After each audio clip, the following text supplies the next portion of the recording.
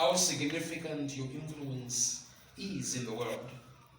And I'm talking about that under the subtitle of giftings and callings, because you influence people within the area of your gift. And so I'm addressing you, and I want you to really pick up on this very, very strongly. In the book of Ephesians, chapter 6, there is something that Paul talks about there. And I'm going to just quote it, and I want to use that for my introduction, especially as we speak about this particular subject. In Ephesians 6, Paul talks about the four corners of the world. The four corners of the world. And these four corners that the Apostle Paul speaks about, they are also seen in the demonic structure that Paul speaks about in the book of Ephesians. Because when Paul is talking about we don't wrestle against flesh and blood, he mentions the four demonic structures that exist in our world and that exist in every community and every society. But then Paul begins to address what the four corners are. Now we know the world is a round thing, it's global, but metaphorically speaking, the world has the four corners. And whenever you walk into any society, you're going to find these four influences and four corners. And as I talk about the subject of you influencing the world, it is significant to understand what these are. In Ephesians it says we don't wrestle against flesh and blood, but against the principalities. That's the number one thing that it mentions. And number two, it mentions the powers. And number three, it mentions the rulers of the darkness of this world. And number four, it mentions the spiritual wickedness. The spiritual wickedness. Now, if you must know something about God and about the spiritual world, there are these principles that you find that are very significant. And number one, there is what is called the natural world, and there is what is called the spiritual world. This is very important. There is the natural world and there is the spiritual world. I'm going to come back to Ephesians. The natural world contains the things that we see with our physical eyes. The spiritual world has got God in it, and it has got Satan in it. God is a spirit and Satan is a spirit.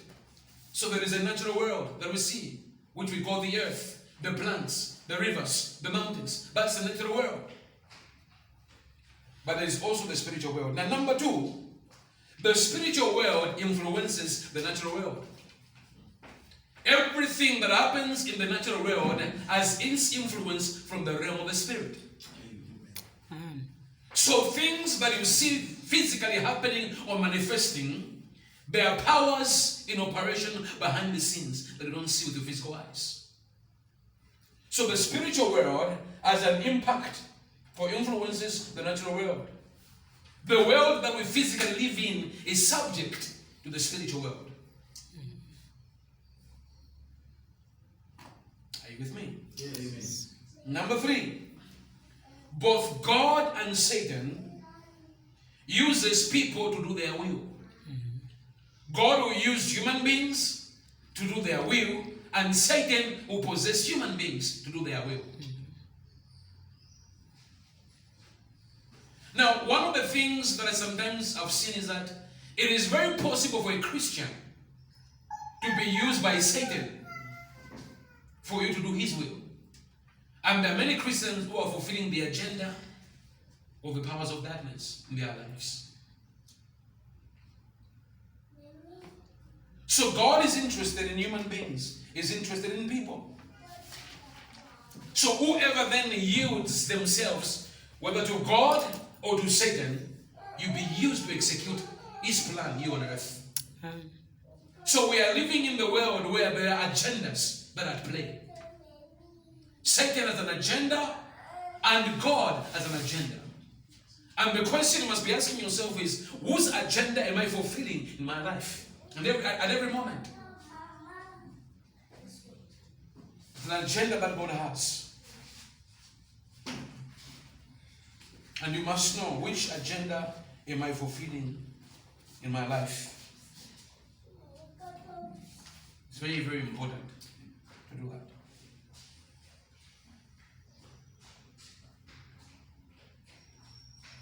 Now, when we come back into Ephesians, there are three principles that are very important. There's a natural world, there's a spiritual world.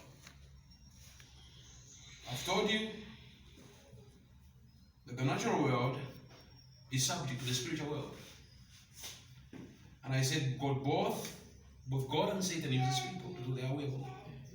So my biggest question to this morning is, whose agenda are you fulfilling right now in your life? As an individual or as a family?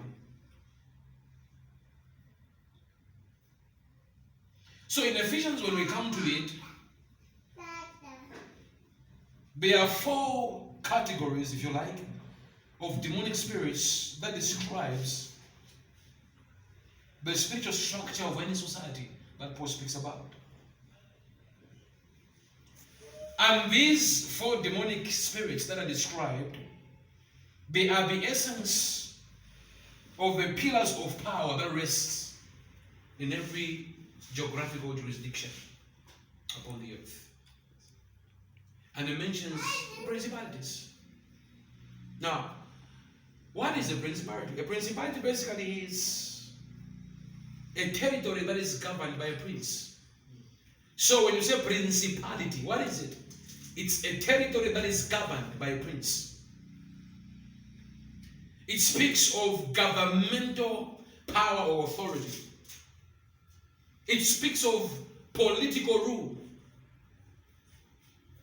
So the political characteristics of any society is fundamentally its principality. For instance, when you walk into democratic nations of the world, there are spiritual entities that are responsible for the activities that happen in those particular places. So it's very important, especially for the child of God, to understand that a spirit in the air by itself is meaningless until it finds its expression in a human being. Why is it that sometimes in some countries there are presidents who began so well, but all of a sudden they begin to oppress people? Why? Because there is a principality in charge of political governorship or rulership in that particular place. And if those guys don't decide to give their lives to Christ and allow the supremacy of Christ in their lives, Satan will be at play. And they will begin to institute policies and will begin to pass on law that oppresses the people than the law that liberates God's people in those particular places. So principality speaks about the politics of a region. Powers speaks about the economies of a region. Each time you go to any particular region, you find the economies at play. So power speaks to the economic play in any particular place. Now, economics have got, when you look at the economy has got three sectors. There is the public sector, which is the government, and it's responsible for the services. There is a private sector, which is responsible literally for profit, making profit. And also there is the non-governmental organization. They don't exist for profit, but they are there sometimes to influence laws, to support some of the agendas in the nation. And if believers do not decide to be in politics, and they don't decide to engage in business, and they're not involved in non-government organization, you are going to have non-believers in politics, you are going to have non-believers having businesses, you are going to have non-believers forming non-governmental organization. And the agenda that they will have is not to support godly values. The agenda will be to institute things, corrupt businesses, form non-governmental organizations that support abortion, that support premarital sex, that support gay marriages and lesbianism. Why? Because the believers have decided we don't want to be part of that. But it's the call of God. So when Paul says we don't wrestle against flesh and blood, but the principalities, it means, how many of you have seen a wrestling? A wrestling is not a game that you can fight from a distance. If you want wrestling, you have to be in the ring. So when Paul says we don't wrestle against flesh and blood, but we wrestle against principalities, it means the believer must decide to be in the same ring like the non-believers and wrestle from there. You can't wrestle from a distance. You can't wrestle with a spear. Wrestling is a sweat to sweat and blood to blood combat. You can't isolate yourself to wrestle. You have to be part of what is going on and begin to influence the world where God plants you. So believers should be in territories and be involved in politics. Believers should be in the power sector of any nation and be involved in the three sectors of the economy: government, private businesses, and non-governmental organizations.